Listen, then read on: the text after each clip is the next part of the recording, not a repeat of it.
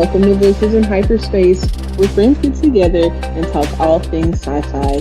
The current mission is to explore and discuss the hit 90s series Babylon 5. Let's go.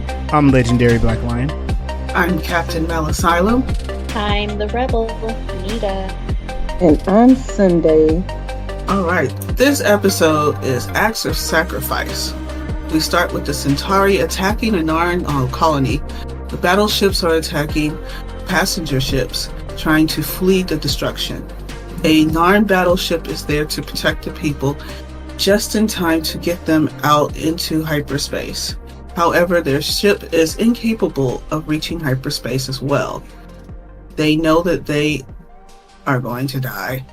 Yeah, I thought this part was wild because, I mean, you know, it's just like what the intro, and we're watching what we haven't seen in a while, which is the Narn Centauri War, and they're giving us like context to be sympathetic to the Narn.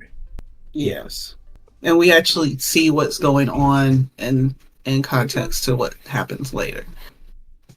We turn into Babylon 5, where Ambassador Jakar is explaining the situation to the senior staff of the station. However, Ambassador Mollari is not there to rebuke the discussion. He did, however, leave a message. People believe that the ships are not full of civilians, but full of weapons, and they're just using the civilians in order to smuggle weapons for the war.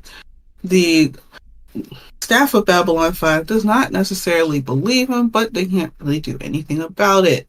This part made me think of the parallels to the Palestine-Israeli conflict.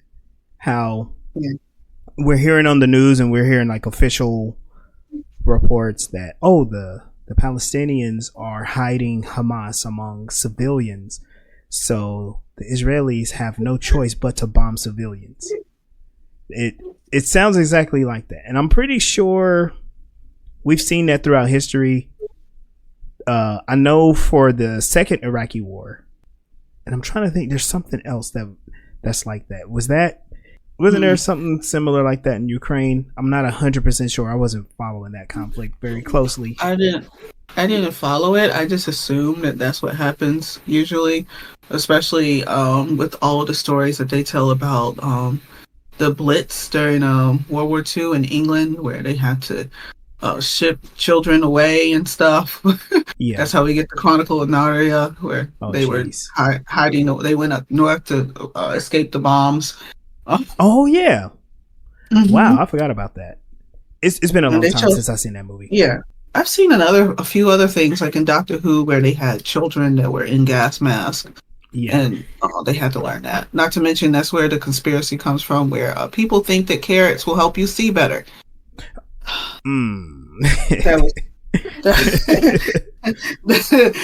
They just lie to the people and say, like, look, the only thing we got for them are carrots, so maybe we can make them eat enough calories if we tell them that this will help them see in the dark, because they had to keep the lights out so the bombers wouldn't see where the people were.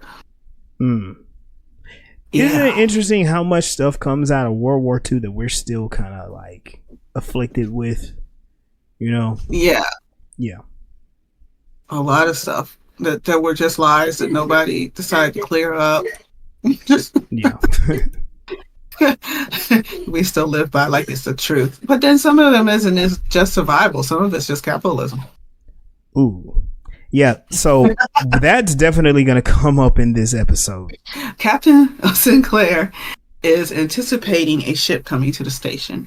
He informs Commander Ivanova that she is to talk to the dignitaries of the Mollari to get them to side with the Earth Alliance.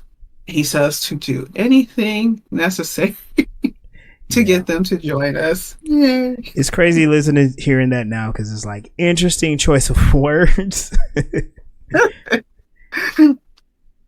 Okay, that's just the opening. Now, Act 1. Yeah. Ambassador Jakar is discussing with Delenn whether or not she can help him, her people can help his people with the conflict without looking at her, but yet being gracious enough to share her tea, is not capable of giving any assistance to his people. She proclaims that the things he has said in the past keeps her from wanting to help him. She knows that or at least believes based on what he said in the past, that if she helps them get an upper hand on the Centauri, that they will not end until they've killed them all. So either way, she's helping people kill each other. I wanted to ask y'all a question about this, because we've seen Jakar grow kind of throughout the series. He started off kind of mainly as like a villain, and now he's looking like a grizzled veteran. And we watched him just get denied before, where people just weren't listening to him. Mm-hmm. And now he's back in that powerless position where it's like, hey, we need help, and everybody's like, I can't help you because you said some crazy stuff in the past, and we believe you. We believe you now. now that force is involved. Well, like when he felt like there was a threat and he's saying, I need help, they're like, oh, you're just whining. But now they actually see the threat and they're like, but you were whining all this other time, so we don't want to help you. Yeah. And is this Delenn? Delenn was trying to figure out a way to avoid conflict for the Minbari. She said something later in the episode, and it made me think that's really why she can't commit anything. She doesn't have the same influence that she had before. Yeah. I felt like she wouldn't look at him because she's embarrassed that she's not a part of the Gray anymore. And then she's like, let the council help. And we've seen the council. The council doesn't help. And it's like, you are telling somebody in a desperate situation to hurry up and wait, and just maybe if you hope long enough, you might kind of sort of receive something.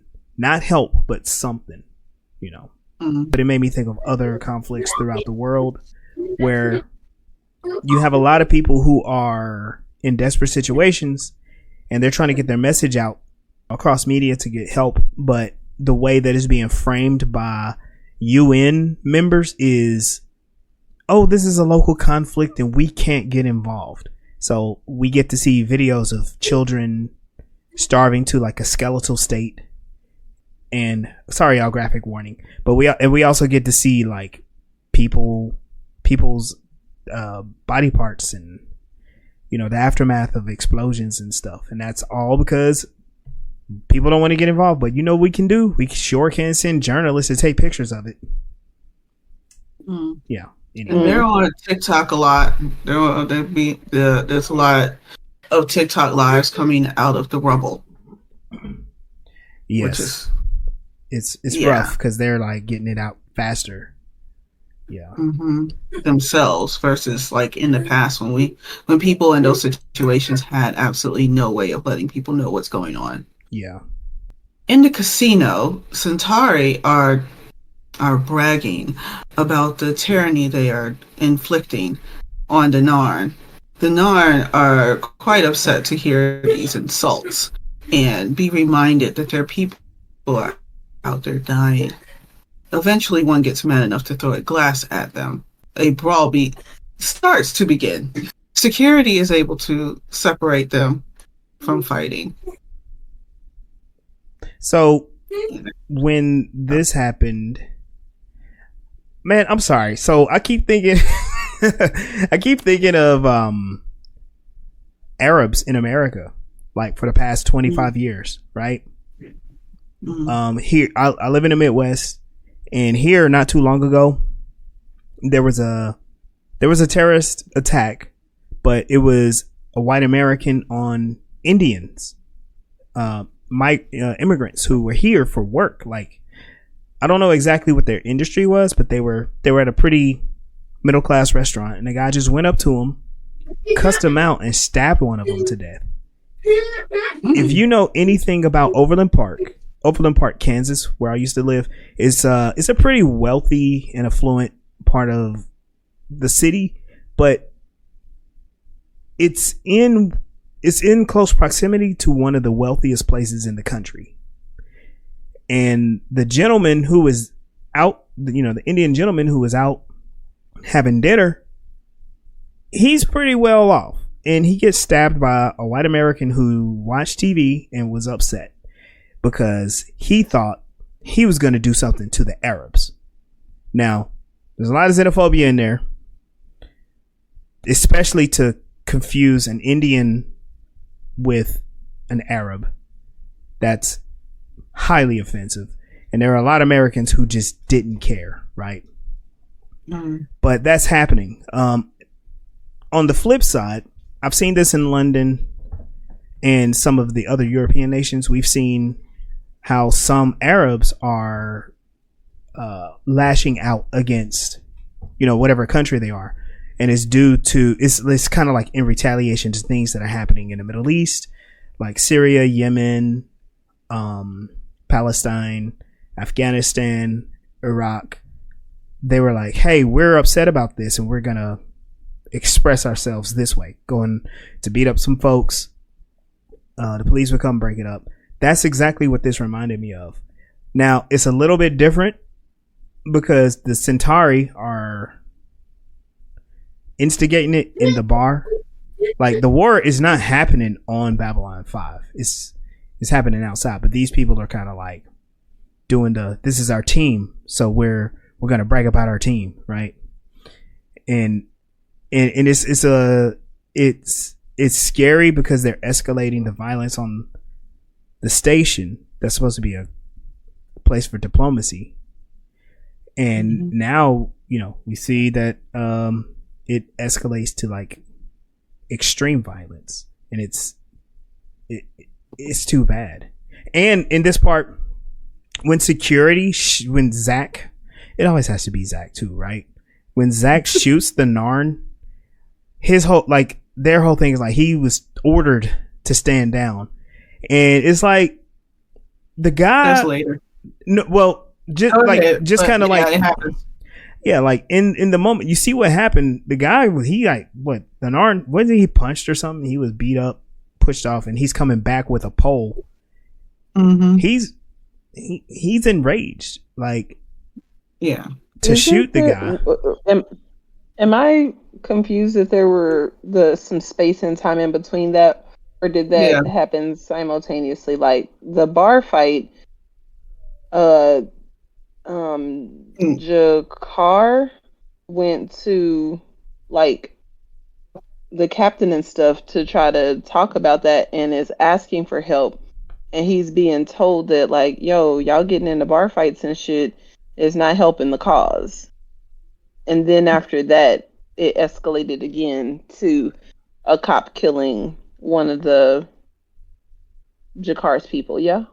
That's the end of the scene that I said, where the security ends the fight.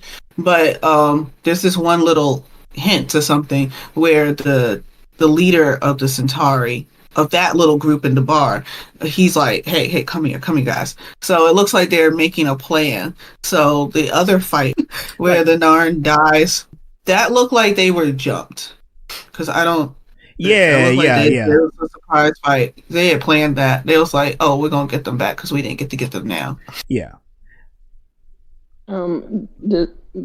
Despite all of that, I wanted to address how Jakar's pleas for help are being turned down by even Delin.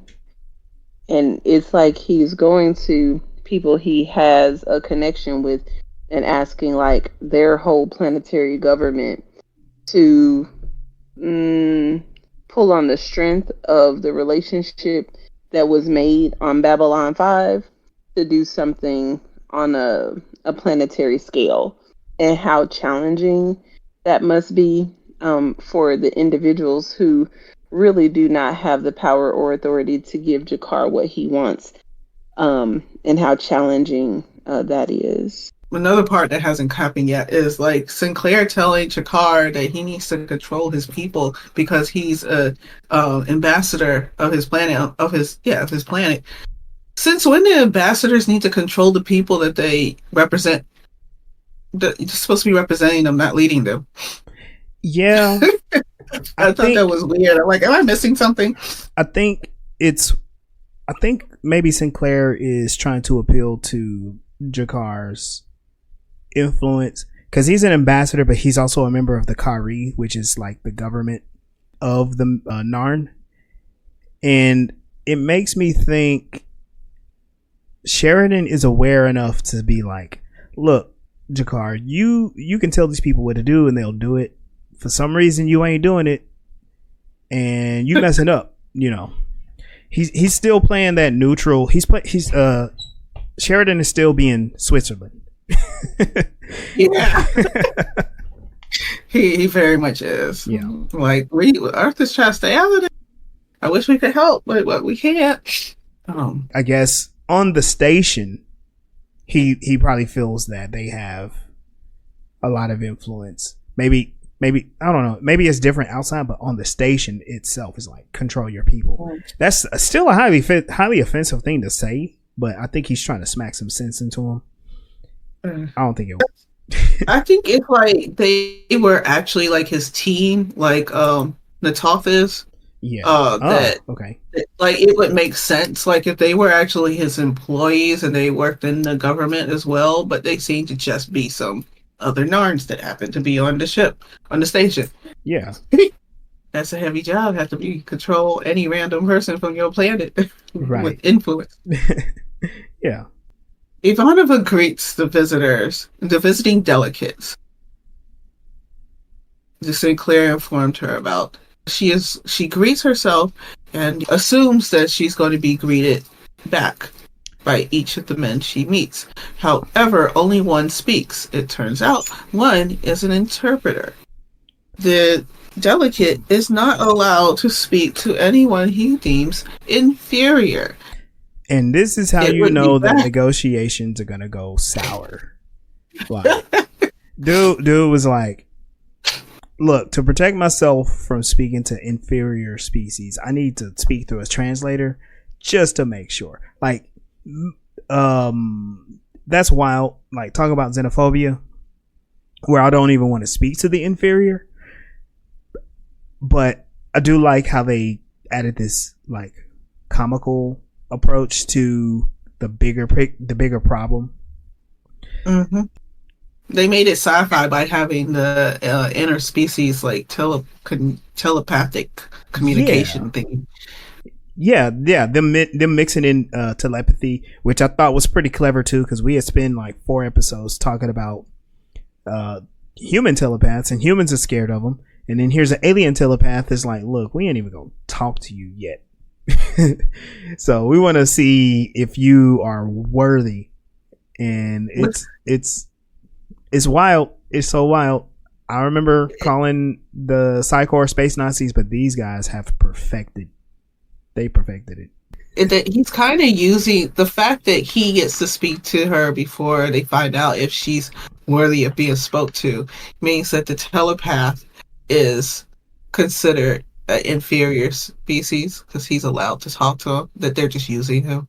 Well, I don't know. Yeah, that's what did they I know later on Franklin, what did he say they have some sort of like symbiotic connection? I can't remember. Yeah, I wrote it. It's in my notes, but it's in the notes where that scene is. Okay, yeah, no problem. And there are 33 scenes in this episode, and it made me think about the fact, like, there's 33 scenes in this episode, and it's a 43-minute episode, including the credits and the opening. Each scene is basically a TikTok. Oh yeah, maybe a minute or like so. Yeah. People complain that we have people have short attention spans now, but like if you sat through a whole show, you were seeing like a bunch of little 1.5 minute clips. Yep. It's no different. And they switch in different angles and all of that to keep your attention. So Right. Yeah. Just like TikTok. It's just a different form of the same thing. Okay. Londo Mollari is meeting with a businessman who is asking for his favor.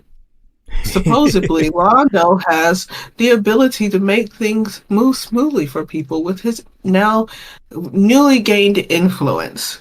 Londo is frustrated now that all these people suddenly want to see him so highly, but they're not respecting him. They're just using him to grant wishes. Yeah.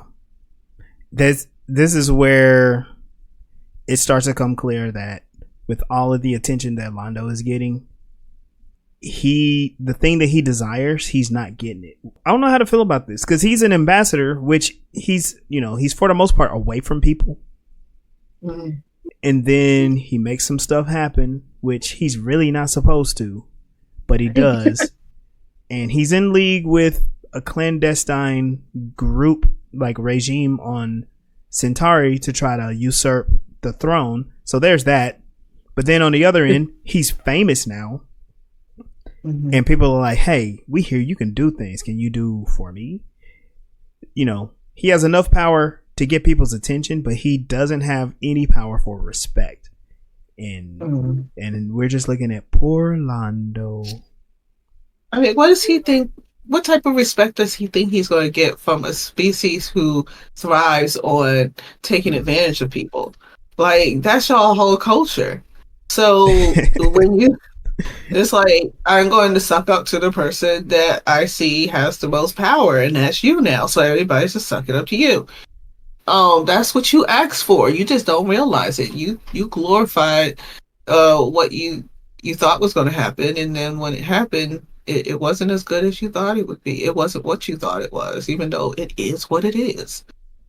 It's kind of that was disgusting to see them try to like get any kind of sympathy from Londo, or like to try to produce sympathy from the audience for him. Like, woe is Londo that he's being taken advantage of, like, by the people that he put himself in position to be taken advantage by. And now he's trying to like smoosh himself into position with Garibaldi, like show me that I'm your friend. And it's like, you ain't got no friends out here, fool. He's been an asshole to everybody, and now also, well, it's me. I don't have any friends. But he thought they were his friends because he could suck up to them. I mean, we just watched him have a party to divorce 2 of his wives and then treat them like trash. like really? The only one he likes is the one that they won't want to have anything to do with him. Yeah. Like, who's supposed to like you? Your wives don't like you. Your assistant don't respect you. Like, yeah. He's a narcissist. Oh, yeah. In the dark corridors of the station, the Centauri and the Narn break out into a fight. The Centauri have knocked out all of the Narn. Yeah, they got beat up. Yeah. Eventually, security shows up as one of the Narn gets up to his feet and enraged, holding a metal pipe, ready to strike the Centauri, who have planned to attack him and his friends. The security guard informs him to let down his weapon and stand down. He is not listening. He's enraged. He begins to strike, and the security guard shoots him. When they check the body, he is dead. You said he's not listening. He's enraged. You also have to think, too, if the Centauri knocked them out, he probably doesn't understand language. He's concussed, you know? And yeah. I don't know what it is about police to imagine that people who have been hurt, in shock, they've been concussed, to understand someone else yelling orders at them. Like, under circumstances like a fight where you got a referee, there are people who get knocked out, and when they come to, they're like, "Oh, I'm still fighting. I'm gonna take them down, or we're gonna punch." And so the ref has to like really fight him to hold him away. Like, that happens. Yeah. and be like, oh, he should have listened. Like, he couldn't listen. He was incapable of listening. His brain was turned off. He was, Anyway, I just wanted to throw that out because I keep hearing that, like, why didn't he listen to the police? It's like he couldn't. Like, it's a mental state. Like, when you are concussed or when you hurt, listening is not something you're capable of. Yeah. Like, this topic has come up in conversation 2 or 3 times this week, and I saw a video about it, and I can't remember the name of all the hormones that flood your brain, like when you get like really, really past upset, like when you're furious, that your, conscious mind is no longer like in the driver's seat. And it does take, I think it's something from around 12 to 20 minutes to be able to allow that one like surge of chemicals in your brain to flush out, and then like have some different chemicals come online that allow you to have that clear and present thinking again. And you really are not hearing or seeing or focused on nothing. It's kind of like being on the outside, watching yourself do something.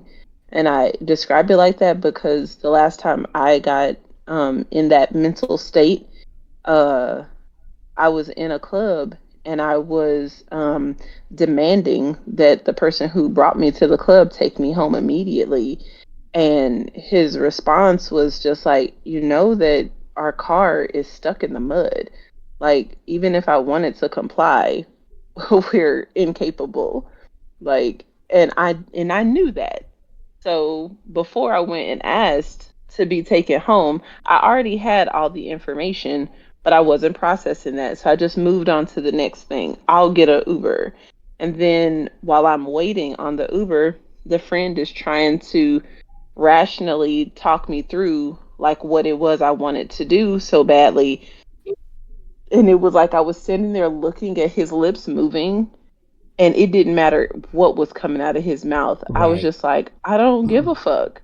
I'm going to get in this Uber and I'm going to drive across town and I'm going to just go off on the person who I was really upset with. And, whatever happened after that, I didn't care. And the amount of time it took for the Uber to come, my brain was able to reset. And then I was able to like come through to calmer thinking and then adjust all of the decisions that I was making, which resulted in me calming down, staying at the club, and then requesting mediation between me and the other person the following day. That sounds like fight or flight. We were taught that like when someone goes into panic or fear mode because they feel endangered or just a trauma response, the top part of the brain that does the reasoning kind of shuts off and the bottom part of the brain takes over. The bottom part of the brain being what is described in the really good book My Grandmother's Hand, which also ties into the police part. He calls it the lizard brain, the primal part of the brain that makes us not as smart as humans. And its job is to basically keep you alive. It doesn't use reason to do that, but it's more of it's a primal thing. It's like a lizard, like working on instinct. So that's where you get fight, flight, or flee from. Obviously, this Narn was in fight mode because the situation created probably was best to survive. The best action would be to fight, and we're talking about war, obviously. So, yeah. But a lot of times your brain will either shut down and you'll freeze, or you'll run away. When we were trained to deal with it in the school system, it's best to kind of give that kid space and give them time. If you mess with them, it makes it keep going. If a kid is throwing a tantrum, you like try to calm them down. That is the best way to keep them from calming down. Do people listen? No. I don't know how many times I've seen a kid throw a tantrum and someone's like, no, just calm down, and the kid wants to lash out. Like, duh. Like, just give him some pillows. Like, I'll be handing the child a plushie, like, and telling everybody else to move because everyone else is not in fight or flight. I can protect them before I can change whatever chemicals is going on in that child's brain. And the psychiatrist that wrote My Grandmother's Hands, he's been trying to train people, the police officers, in that. But he also has to work on the fact that the police officers have trauma responses too. So we obviously see the Narn going through fight or flight, but we don't see what's obvious, the obvious fight or flight that the security officers going through. Because they go in the fight, they're constantly in a state of fight or flight, because they're constantly in situations that can kill them. And whether or not you have other biases on top of that still makes it bad. Like, it probably just makes it worse that you can have cultural biases on top of the trauma of just being a cop. And then you've got the training, and I thought about this earlier, that police officers and like, not even the police officers, but like the captain, after the police officer killed the person, the expectation is like, well, they didn't, obey the command. You've been through training where they put you in all these crazy scenarios and then still expected you to follow orders. Civilians didn't go through that. So that's a unrealistic expectation to put on a civilian. Exactly. And like I said, the teachers go through it too, but the teachers get into that situation and they don't do what the training says. They're not probably remembering at the time when you really should, because it would help you out a lot. All the people in those situations have whatever trauma responses that they have in order to put them in fight or flight and make them make irrational decisions. It's really hard to be so mundane about dangerous situations that you can keep your logical mind while things are suddenly happening. Yeah. And it only really works with like people who are used to throwing their attention at random things that happen. And that's one of the gifts of ADHD. That's why they make good like paramedics and stuff, because they can think in emergencies on the spot. Neurotypicals think they can be cops. Yeah. I didn't say that. Let me get back to my script. Okay. Reports of the situation reaches the captain. He informs Ambassador Jakar that it is his job as the ambassador of his planet to keep his people in line while they are on this station. Jakar asks the captain if he is also telling Mollari this, because his people are the ones that started. Captain says that he can't confirm or deny that. Either way, you guys need to keep your people in check. We cannot create peace if you guys won't make peace. It very much reminds me of like kids fighting, and especially when I worked with older kids and they want to tell me who started it. I'm like, I don't care who started it. Both of you need to stop. Like, and like, it does mean something to them to know who started or get justice. But like, I didn't see what happened. Sometimes it's things that happen in a class before they got to me. I can't do anything too much about that. Like, the best I can do is keep you guys apart while we're in this class. My hands are tied. Like, back in Medbay, Dr. Franklin is giving a tour to new employees. Ivanova steps in with her guest. The interpreter questions Dr. Franklin on why it is he has special equipment for helping species that are not of his own. What if they turned out to be inferior to his? Dr. Franklin explains that there is no such thing. I just help life. I thought this part was wild because the Lumati they're exhibiting that they adhere to a social Darwinian ideal of only the strong to survive and the inferior need to die. And they are looking at all these other species, which, remember, the Lumati are pretty new to humans. Like, humans don't know who they are. We don't know who else might know who they are, but it's like they're the new kid, right? And they're looking at everybody else as inferior. When they hadn't even met us. Right. And there was a thing that the interpreter said where he's like, basically they're serving evolution. And I thought this was hilarious because that's kind of a bastardization of evolution, which is what chauvinists do. They bastardize evolution and they look for purity. And it turns out that more genetic diversity helps a species survive, while less genetic diversity will eventually kill out a species because they have nothing to adapt with. And if they can't adapt to their environment changing, they just die out. And I'm wondering about this species. Like, is the reason we ain't heard of you is because y'all dying? I don't know. That also goes along with a broad amount of DNA when breeding. If your DNA is too close, there are very good chances of birth defects. Yep. Some of them similar to alcohol poisoning. That's wild. And when we look at there are good examples of this when we look at some of the European lineages where they bred within the family. They all married cousins and had kids. There were certain facial characteristics that they had that affected them being able to eat, to speak, to breathe, because they didn't have enough diversity in the genetics, and the genetics being that close just did not work to make a new person as healthy as they could have. Yeah. They let a social construct destroy their babies. Ooh, yeah. And that's wild.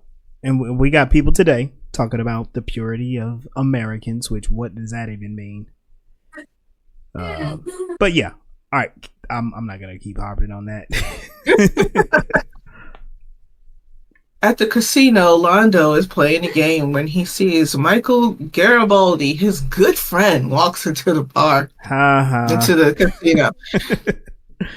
He invites him over for a drink, and Michael is not interested in having a drink with Londo. Yeah. He is still on duty. Londo eventually angrily explains to him that he wants to be happy and he wants him to be happy and we should be happy together. And that he is the only person who has actually listened to him all this time. Everyone else wants to try to talk to him and listen to him, but only Michael Garibaldi has been a consistent friend to him. A friend meaning that he actually talked to him. It's, again, Londo, like, the whole friendship thing with Londo is weird. So we saw in the past episodes where he was, I don't know why he was befriending Garibaldi, but it kind of makes a little bit more sense now, because he sees Garibaldi as being genuine, while his own people, now that we see, are all about power, right? We see the people that he spends the people that he spends the most time with are, like, you know, dealers, people who are selling him drinks, people who want things from him. Garibaldi doesn't like him, but they did share a glass of water before. Londo gave Garibaldi advice. It was horrible, and he ripped Garibaldi off at the same time. And that's what he was paying him back for. He's like, anytime I was down on my luck in the tables, you were there for me. Like, he stole from him. I know. Like, it was so just go over there, order a drink, and he'd be like, okay, you got this, bye. But also, I kind of saw it the other way, whereas Garibaldi was in Mollari's business because he is nosy, and it's literally his job to be nosy. So, okay. And with Mollari being such a narcissist, like, oh, you're in my face, you want to know what I'm doing, you must like me. And he's literally in his face because he does not like you. And he doesn't see this because he's seen everything in the the lenses of narcissism, where it's like, you must like me if you're giving me attention and want to know what I'm doing. Oh yeah, because I You guess haven't said anything bad about me except for stuff that I actually did. yeah, I guess he doesn't get that much of attention. That he does not get that much attention unless the police are watching him.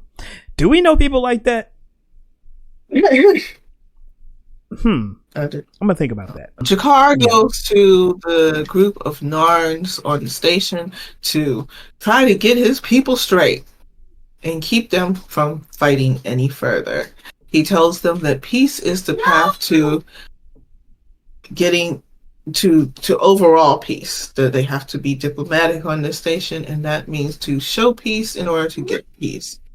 However, they lie to get Jakar to think they're on board with him. As soon as Jakar leaves, they pull out from the back the Centauri who led the attack on them.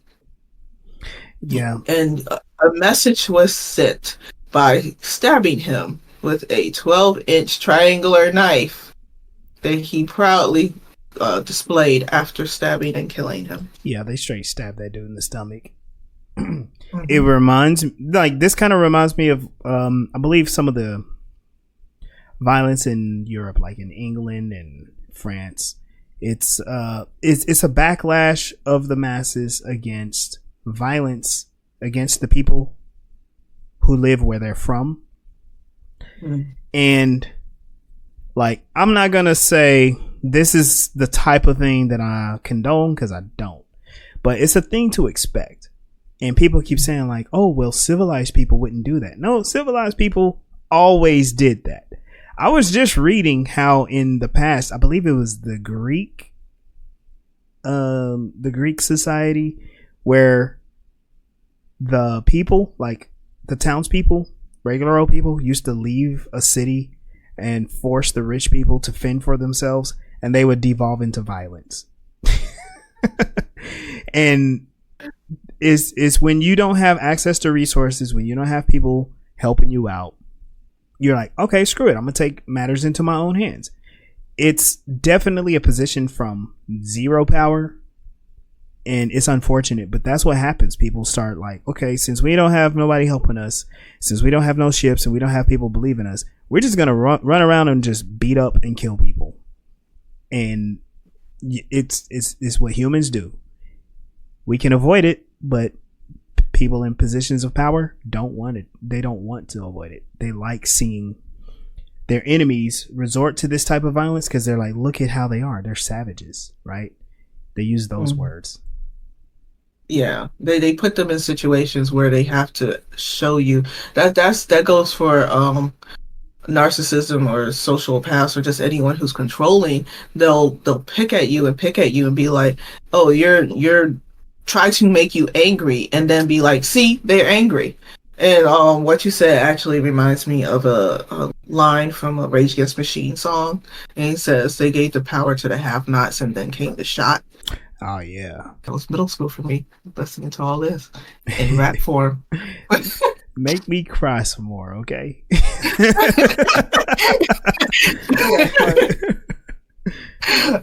Okay, Dr. Franklin is doing an autopsy on the Centauri who was found dead.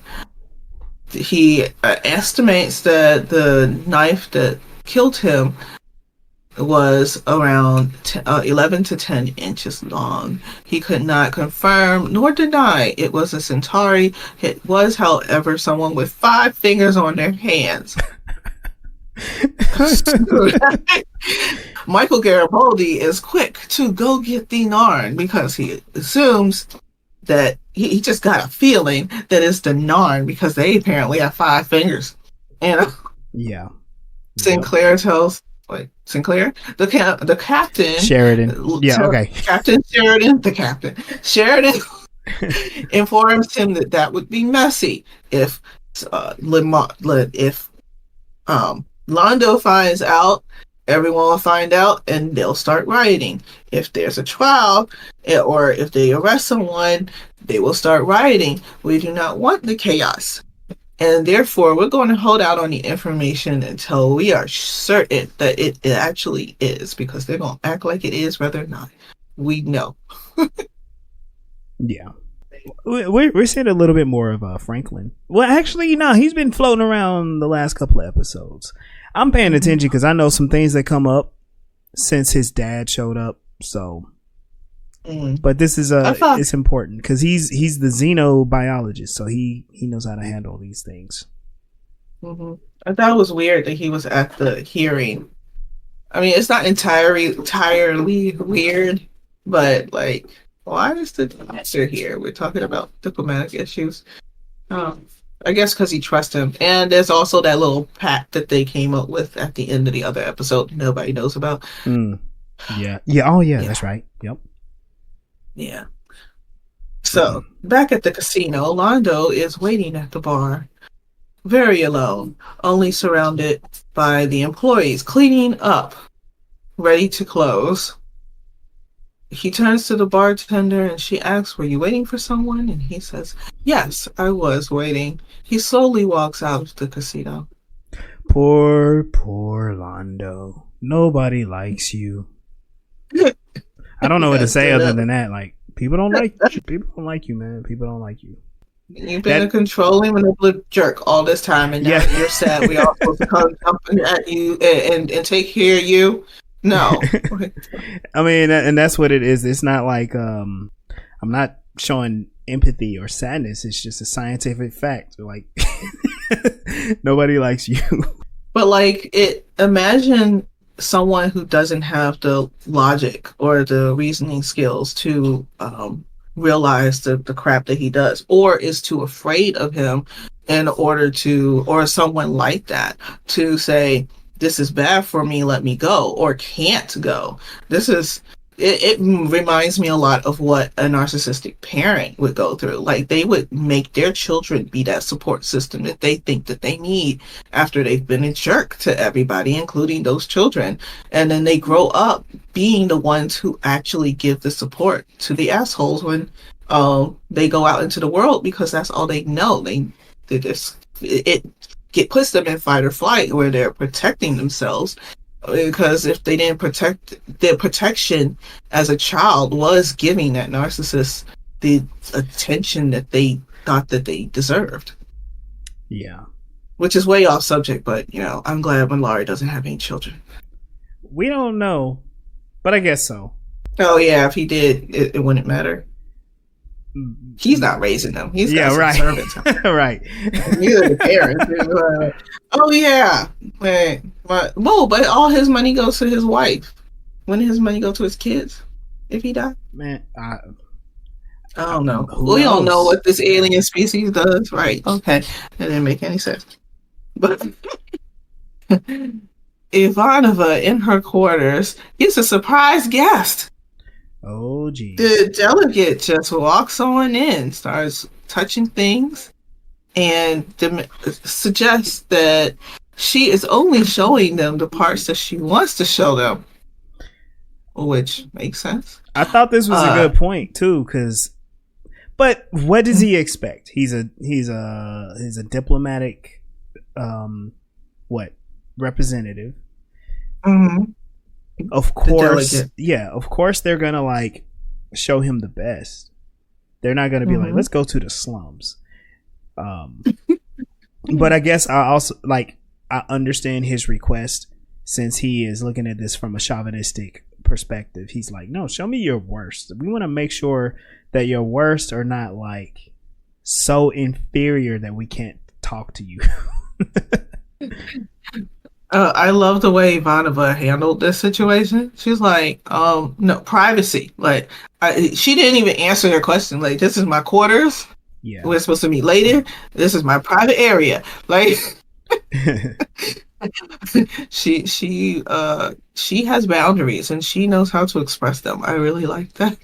Yeah. The translator gets into her clothes. Does he steal her underwear? Is that what happened? It's the actual delegate. The delegate. I think it was a part of her nightgown. It may have been the robe, but it probably was the underwear, because we didn't really see him walk off with anything. She was like, "Where's the rest of it?" And he just fast walks away.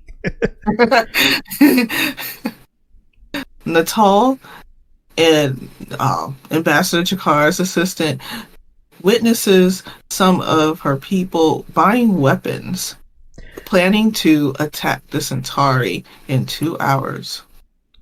I thought this part was a little weird, but it makes sense because, okay, if Jakar knows how to get stuff onto the station, maybe there's a network or just like a thing that all of the Narn know, because they were straight up buying weapons, and you're not supposed to be able to do that because of our good friend Mr. Garibaldi is always around, and Garibaldi knew nothing about this. He was not around. He was not aware. Nothing.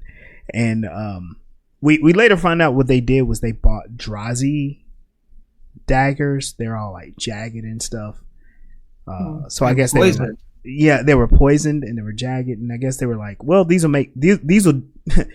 will be suffice. This will serve our purposes. I mean, think about it. They can get like weapons and stuff, and Garibaldi barely got olive oil onto the station. And he's supposed to be the one in charge of security. Yeah, exactly. There must be some sort of diplomatic loophole that they have, because they were Drazi swords. So just a thing to think about, I guess. Okay, so the captain is talking to Earth Force, asking for assistance with the Narn. The representative of the Earth Force looks quite robotic and still as he answers the question with an unwavering no. We cannot assist in this conflict. It's like they're on their own, and then that was that. And I like how you said they sound robotic, just like the president. I'm just gonna do headcanon and say it's because Psychor's controlling them. That's why I wanted to put that in there. Yeah. Okay. Nataf is informing Ambassador Jakar of the attacks. Ambassador Jakar jumps up to put on his armor and ready to proclaim his authority over the people who apparently are not adhering to it.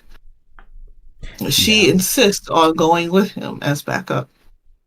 Yeah, which is a great idea, because we see how not having your six covered ends you up in the hospital with a bullet in your back, and then you have all this trauma and you don't know if you can do your job. So right on her. The women be making the right choices and really getting shit done for the most part. And I like how she said it as a matter of fact, like, I'm gonna help you.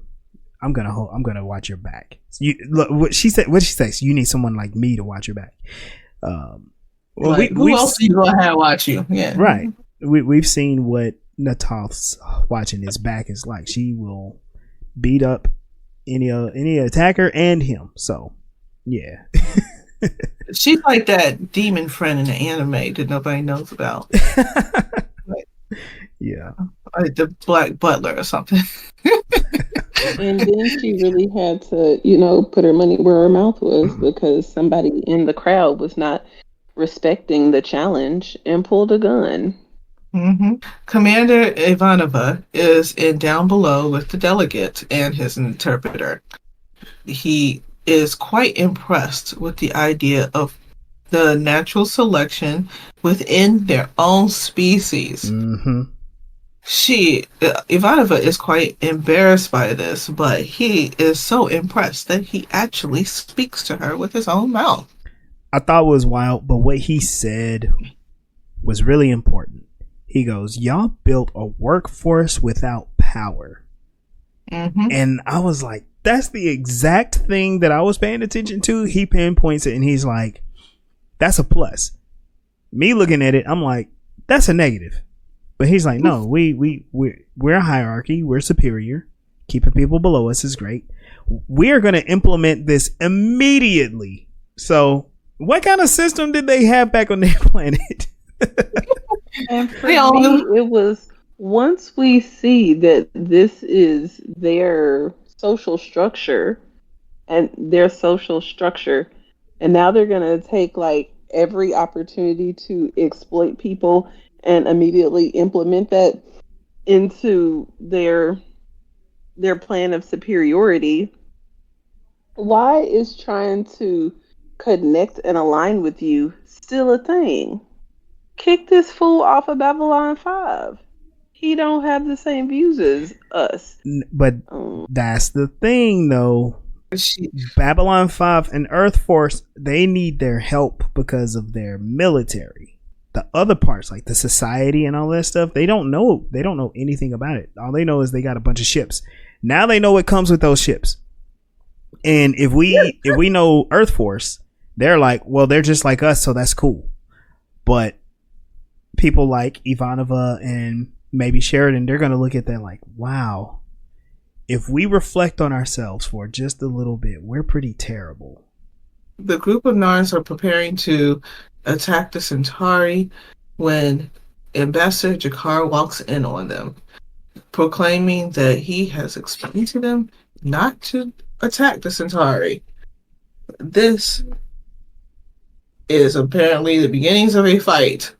The fight breaks out, and when Jakar is showing the upper hand in the fight, one of the Narn pulls a gun, but Nataf, the handy, she just steals on him, just wow, knocks him out in a very 90s way, taps him on the shoulder so that he would turn around so she could punch him in the face. He wins the fight and explains to the people that they need to go home. This is over. His opponent eventually stands up and with a poison knife cuts him in the back. Jakar is able to hit him again, winning the fight once again, but does not want to walk off looking weak.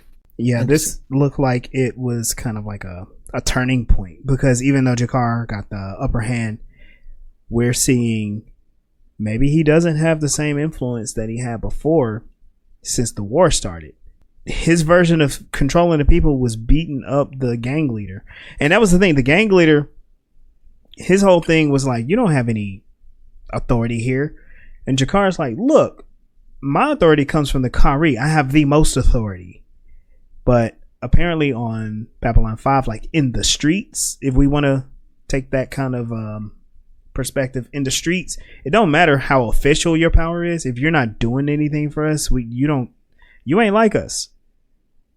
And that's why they were willing to do the violent thing on their own. This is like street gangs. They don't really have any direction per se, other than we're gonna hurt the people that hurt us. Yeah. Okay, Sheridan and Delin are discussing plans to unofficially get resources and people moving to help out the Narn during this crisis. I wanted to ask a question to everybody in the group. Okay, how do y'all feel about the way that Sinclair and Delin found their loophole? I like that they're doing the best they can with what they have, because like I said earlier, Jakar is asking them, like, personally, to get your whole planet to agree to pick sides in this intergalactic like conflict. And though Delin and the captain may want to say yes, it's a pretty tall order to get the actual yes to pass through all the upper channels, right? Especially in Delin's case, where she don't really have no authority or power with her people anymore. They don't even really see her as a part of them. So her coming and asking for some shit is gonna be like no, get out of here kind of situation. But how they came up with the loophole was really creative, and it is what is necessary in time of conflict. Very much the way the doctor was, taking his resources and his own time to go down below and help people, even though he didn't have the permission to do it. So yeah, we're going to send in aid of all this extra food. I really, really like that part, because this is definitely happening in every grocery store in all of America still today. We got more food than the people can even eat. So it should be free, but it's not. And what do we do with the leftovers of the should be free food? Do we give that away for free? Nah, we gonna trash that shit too. So Babylon is like, no, let's take this extra, deliver it to the people, and then the empty cargo ships will bring back people, smuggling the people back. I thought it was brilliant. Yeah, and he did mention the fact that the doctor has connections to get people off of the ship. Mm-hmm. And that was the foreshadowing from the Psychor episode. Yes. It foreshadowed something that was happening episodes later. Yeah, and that's the thing. We finally got Sheridan joining the ranks of being a rebel, on the outskirts of the law, and running his own type of underground railroad. Mm-hmm. And he has the collaboration of one of the ambassadors. Now, later on, we'll find out Jakar thinks it's inadequate, but it's ingenious. They're finally doing something, and they can't do it officially, but they're actually using their power. So I was excited about this part. And it was really amazing how Jakar expressed himself honestly that, this is not good enough. Like, this is crazy. What we really need, what I asked for, is this over here. And they're like, we're doing the best we can with what we got. He's like, I understand that, but I can't, give you no real high five for it. I appreciate the little that you're doing, but the shit is trash. But thank you so much for your minimal effort. The below the bar, yeah. You're doing the best you can with what you got. It's definitely not enough, but thanks. And then he goes away. He composes himself enough to get into the hallway and break down, which was really difficult to watch. He's currently trying to overcome the emotional strain of thousands and thousands of his people being killed, having to deal with the few safe, well, they're not safe, but the few of his kind who are on Babylon 5 that are not having to deal with the conflict directly like his people are back home. Those people throwing a tantrum because they are justifiably upset, but not understanding the complexities of politics, that we need you to be calm, while I'm trying to get these different alien species on our side to help our people back home. And they are just like, whatever, we're not listening to you, old military vet. You don't understand the current situation and things that we're going through now. We're going to do what we want to do. And it's a lot. And Jakar, breaks down when he gets out. He's even fighting off poisoning from a fight that he had to have in order to get his people back in line. Ivanova is meeting with the delegates in the captain's office. I'm gonna say that again. In the captain's office. She, after offering a cup of tea, he suggests that they commence with the ritual of sealing the deal. Seal the deal. In his planet, sealing the deal means having sex. Ivanova is shocked by this and fakes an emergency call in order to rush out of there. And she ends up talking to Stephen F. Franklin. And he's all comical about it. It's like, of course you are, Dr. Freaky. You Oh my god. On the command deck, Natoth has brought to the commander the killer of the Centauri. Oh yeah. He reminds Michael that they do not want to take this to trial because it would cause a riot. He tells him that he knows that it's bad and he doesn't know how much better it can get, as it cuts to Ivanova saying, I don't know how more worse this could be, to Dr. Franklin. Thought that was cute. Yeah. That transition. Yeah. Oh yeah. Go ahead. When the Toth brings that guy in to Garibaldi, it was wild because that dude was looking down the whole time. And basically, didn't she make him confess? She said he will confess that trial. And he was like, yes, I will. So I guess they're leaving to imagination. We know that Nataf tortured that dude. And it's bad though. Like, in order to prevent like a major incident on the station, they have to like really fight their own people.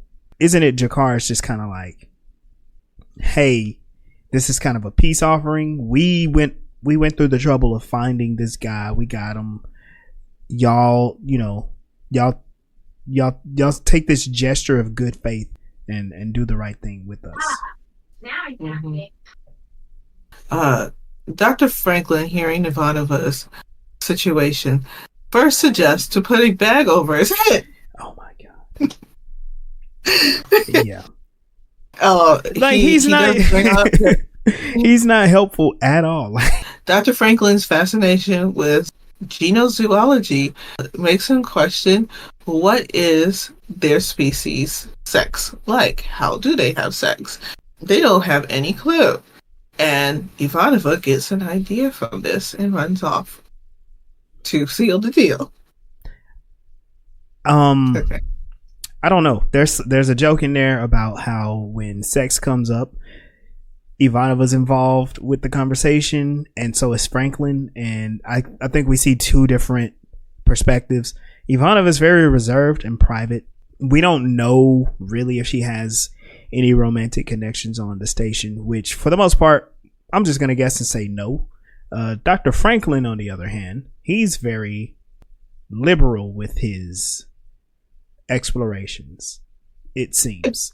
So he has a I guess a more open mind per se. And it's just weird. You know, they're playing that whole scene for comedy. So yeah, of course.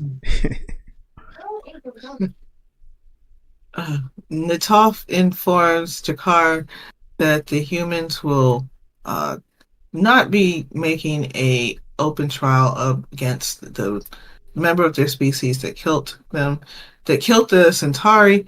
She informs him that the humans need to speak to you. Oh yeah. Jakar takes his time getting up in pain. She asks if she can help with his wound. He says that he has dealt with the poison and the wound, but it will still take him time to recover. Yeah, he's recovering from his fight, which it makes me think, like, how old is Jakar? Because, like, yeah, he won, but probably not by much. And then he finds out, like, yeah, they're giving him food and they're smuggling people out, but it's like Earth Force is taking an indirect way to help the Narn. And Earth Force and I guess the Minbari, they're taking an indirect way. And I liked how he does bring up his objections, but then he's like, nope, you know what? That's good enough. And then when they leave, this dude is crying. And it's just like, it sucks because he's like, I've been trying to tell y'all the whole time. Here we are, and you still won't help me. The meeting with Sinclair and Ambassador Delenn informs Jakar that they have pulled strings of their own in order to help out the situation, are being sneaky with questionable tactics because their military and governments are refusing to help. He questions this help by stating what he would prefer to be getting. However, Delenn informs him that this is what they can do. This is the best they can do, and that they will be saving lives. He composes himself long enough to he thanks them and then quickly leaves the room, keeping his composure before an explosive amount of emotion is displayed in private. I didn't think he was crying particularly. I thought he was overjoyed that finally someone was actually doing something to help him. All along, they've all been ignoring him, and it's pretty obvious that none of the he could ask, but he kind of understood that none of the government's going to help. He questioned whether or not they were going to believe him in the beginning, and I think he's pretty reasonable to understand the behaviors of the other species. So I thought he was actually happy that at least the people that he talked to did what they could do, despite the fact that their governments couldn't do it. Because obviously they can't tell their governments what to do. He's in the same position. Yeah. So he can't just go tell his government, this is what we need to do because I saw this. I was unsure of that as well. Is he laughing or crying? And I think an overwhelm of emotions is accurate, that he was not feeling one thing at all. It was a flood of a bunch of different things, and he was expressing them kind of all at one time. Yeah. He was so happy that he cried, and he was so sad that he laughed. Maybe he just can't fathom the reality of the situation. It's so ridiculous. Yeah. His emotional response is just it's not really a cry, it's not really a laugh, it's just an emotional exertion. Outburst. Yeah. I did all this to try to get somewhere. At least we didn't completely go back. Yeah. Okay, back to Ivanova meeting with the delegates to close the deal. Seal the deal. Cha-ching. Seal the deal. Yes. Ivanova suggests that they can do the sex his species way because doing it the human way might be too much at short notice. He is insulted by this. Of course, I'm informed of the way humans have sex. So he agrees to have sex the human way and waits for her to initiate it. She initiates by she begins to sing and dance and yell about random situations in which two humans may hook up before screaming in conclusion of the sex, thanking and complimenting him on his performance, all while his assistant is standing there watching. Yeah. Okay. I'm not the only one. He was there, just eyeballs hanging out of his head. How does this work? Yeah, ready to. I was really expecting some BDSM to happen. I thought for sure she was about to go full on dominatrix, kick him in the back of the knees and force him down on the ground and demean and do all the crazy actual human sex stuff that she could have done to him without compromising herself. And it was a hugely missed opportunity for her to just dance around and make a freaking fool of herself instead of the opposite. I was disgusted. Yo, if you listen to what she said though, she's throwing out all the different cliches about human relationships. And the thing is, if he just shares with other people what she said was, do I come here often and this and that, they would believe that he had sex with her, and he because he already believes it. She wouldn't have. So it's believe his word or their word until he starts to try to describe more. But I thought it was funny because everything that she said was kind of just cliches, bad cliches. And then she has that awesome fake orgasm scream at the end. Yeah. But then the potential for a breach of contract, because what this alien species thinks is sealing their commitment to each other is sex, to find out later that what she did wasn't that, could be problematic. And there's a lot of ways in the human way to have sex without actually having intercourse and things. And so once again, missed opportunity. And that was not also communicated to her chain of command, that they look forward to continue to do or to negotiate and to work with the humans. Like, you're not doing your job. Because one, you're agreeing to work with this culture who doesn't align with well, I don't know whose belief systems it is to have the people down below the way that they are.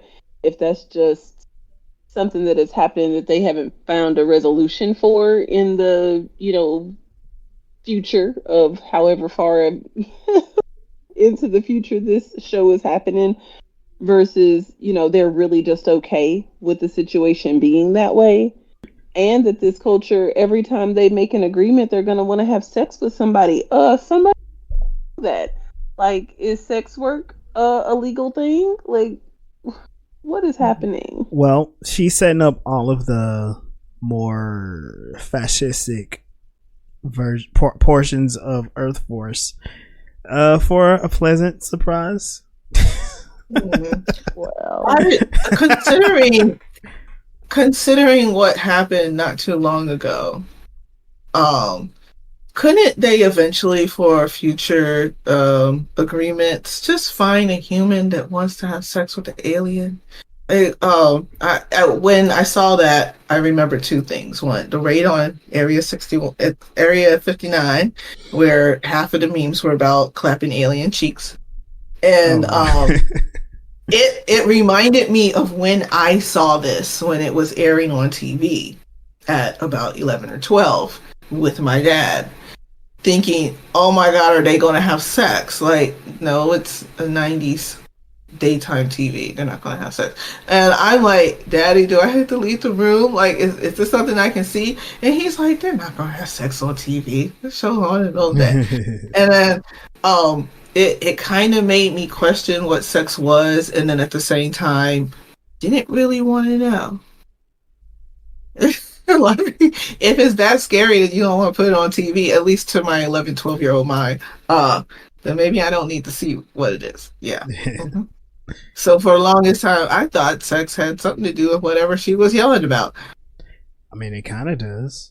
It does, yeah. It makes perfect sense now, but when you're 12 and the only thing you know that 12 or 11, the only thing you know about sex is that's how where babies come from. That's the extent of your knowledge. But I thought that was funny. Okay, Ivanova is talking with Sheridan. Sheridan compliments her on a good job that she did getting the delegates to sign off on joining for Earth Force, and hands her a box that was left for her by the delegate with a note stating that next time we do it his way. The box also included a cup-shaped device, I guess, with spikes and some dangly things on it. Yeah, beads dangling from it. The captain asked her, "Is there something I need to know?" Yeah, I think there are some things that we need to find out, Captain. Nita was funny in the comments. She said, "What's a sex toy?" Yeah, but it's like, what? Well, we don't even know how compatible they are for sex, even though they are bipedal. So it may be similar. Yeah. So maybe. Yeah. I think just find someone who wants to have sex with aliens. I don't think it's going to be that hard, really. My brain, what do I call it? My fan canon is Ivanova did tell Sheridan what happened, and he's like, "Oh, well, we're gonna keep this quiet, and I'm gonna keep you away from this person." And everyone lived happily ever after. It's like, we really only need to deal for this war. Like, as long as we get their help while we need their help, it's okay, and they can eventually. We won't try to make any other deals with them until we know that we're safe and we don't need their military support anymore. Yeah. That's what we follow, I guess. Yeah. cutting back to the casino, Mollari is sitting at the bar alone. Garibaldi comes and sits with him, thanking him for what he did, helping out with the... Oh, that's a scene we skipped. Okay, yeah, go ahead. After finding out who killed the Centauri, they confronted Londo with the trial of the victim. The victim was shown to Mollari, and he was in disgust. He said, "There's no point in the trial because no one's going to defend him." Right. It would be enough justice to have the killer removed from the station and his belongings being donated to the Centauri war efforts. Yeah, which is disgusting. Okay. So I'm not the only one. I'm like the compromise that everybody was happy with was him being deported and all his stuff taken away from him. Mm-hmm. Like, so, wow. I don't care about him because he has no power or status. But then when he meets Garibaldi, he makes it sound like he did it as a favor to him because he wanted to keep the riots from happening. The deportation, not a big deal. If you have to pay a fine or something, not a big deal. But the fine is going towards the military efforts against the population of the people that was in the conflict? Yeah. What? That's wild. No, we not agreeing to that shit. That's narcissism for you. It keeps other people, I guess, from Switzerland's perspective, it keeps more people from needlessly dying, especially on their station where they're supposed to be the ones proving that peace is possible, and y'all up here killing people in the place that we're supposed to be creating peace in. We're at that part of the war of war where we're watching all these atrocities happen, but everybody's like, well, every life matters, and they're not really saving lives. They're saving certain people, while the overall amount of lives that are being lost is pretty much the same. It's just weird. It's so weird. I guess sticking to the theme of the show, the sacrifice, Ivanova is asked to sacrifice her body, coincidentally. Mollari has to sacrifice his power, I guess, to get more power, basically. He's already sacrificed to get what he wants and doesn't even get anything. He's like sacrificing his integrity and maybe his autonomy, because like he has no friends, and he keeps saying like, "Oh, I want friends," but he has this death grip on the powerful position he has in society now that is like, it's almost like you don't care about having friends, bro. Where Jakar, on the other hand, is desperately trying to get the favor of people because he actually does need it. And he's been sacrificing everything he can to make sure that peace has a chance. Yep. He sacrificed his body, his reputation. He just standing there on his principles of what he needs and wants. Do y'all think it's making Londo to be another sympathetic character again, or are we watching just the different phases of this person's downfall? Oh, they're trying to get us to care and to feel sympathetic for him, and it's disgusting. I thought they were trying to show him as a narcissist. It's like, it's obvious that in past episodes, it's obvious that he is very phony about trying to be friends with people. He can't help but manipulate and lie whenever he's involved with people, and it's always about him. So now that he's sad, it comes off as like love bombing. Yeah. Okay. He's trying to say, woe is me, when we've already spent all these episodes showing how much you don't actually care about anyone. You just like you just want people to like you because you think you deserve it. Right. And that's what narcissists do. or anyone who's controlling sociopaths, psychopaths, they are antisocial, but they are very social. So they are antisocial with their socializing. Therefore, you have to love me and look up to me and stuff, and otherwise you're my enemy. And that's exactly what he does. And that's what narcissists do. It's, oh, woe is me, I'm the victim, despite the fact that they've been victimizing everyone else. He is a very good study of a narcissist. Yeah. His pursuit of power is costing him things, and he's trying to force everybody to accept him for who he is. And the one person that he keeps going to is Garibaldi. And y'all remember, Garibaldi is a cop, and as a cop, but just as Garibaldi, he's inept at relationships. He doesn't know what he's doing with people. He left his potential love interest Lise on a planet to take the job on this space station, which in retrospective makes no sense, because if every last one were sabotaged, he was probably just like, I'm gonna go and I'm gonna die. It's gonna be great. But like, I kind of see the contrast between how he works with Mollari and how he is with Ivanova. Ivana, he's patient with her, and when he feels that she needs someone, he's there for her, and backing her up. Whereas with Mollari, I really feel like he's just doing his job and being nosy because he's a shady ass dude. Yeah. And he, like a narcissist, he thinks that's love. He thinks that's attention. He thinks any form of attention that's not bashing him, or from his perspective, bashing him. So him being nosy looks like love to him. I still can't get over that the only person that Londo considers a friend is a cop. Like, it's just weird to me. Like, especially seeing as how, didn't Garibaldi threaten to kill Londo? He was like, I'm gonna shoot you. It's attention. He's like, I don't know, I like to I compare everything to children, because we're all just grown up children, and that's most of my experience.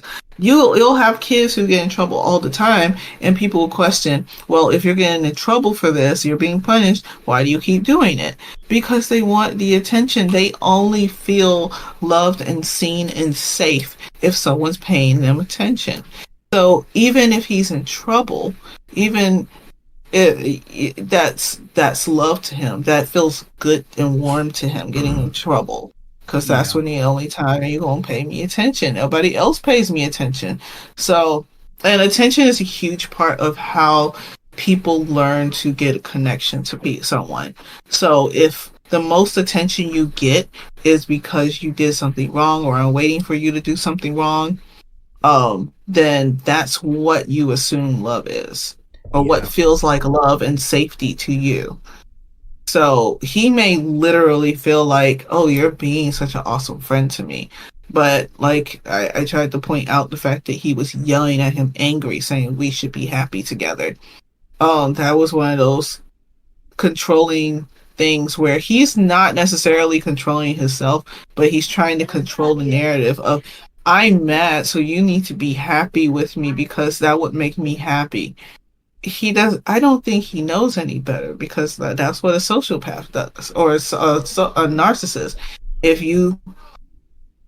they feel like you're supposed to give them love, you don't, then all of a sudden you're wrong. You're bad. Well, and again, he's trying to force people to accept him for the terrible, awful, trash human being that he is.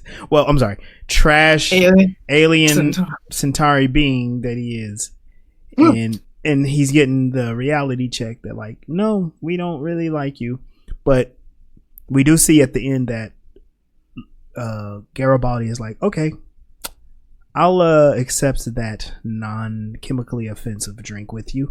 It's a weird dynamic. And I think Straczynski's trying to say something, that this person who has been grasping for power, he has power, and now he's trying to grasp for all the things that come with power, that power is supposed to buy. which is friendship, respect, dignity, and Londo has none of those things, no matter how much power he has. Thank you all for joining us for another episode of Voices in Hyperspace. You can catch us on our TikTok and our YouTube at Legendary Black Lion. You can join and continue the conversation on our Facebook and just have fun with us. I will be getting out of here. My name is Legendary Black Lion. You can find me at Legendary Black Lion on Instagram. There's also Threads. It's kind of having a little... Oh, they've been around for 1 year, so that can be a fun thing to do. But yeah. I'm Captain Mel Asylum. You can find me at melsrebellion.com, where there are links to my books, our YouTube channel, and my other socials. Oh, this is Sunday. See you later. All right, and we'll see you all out there.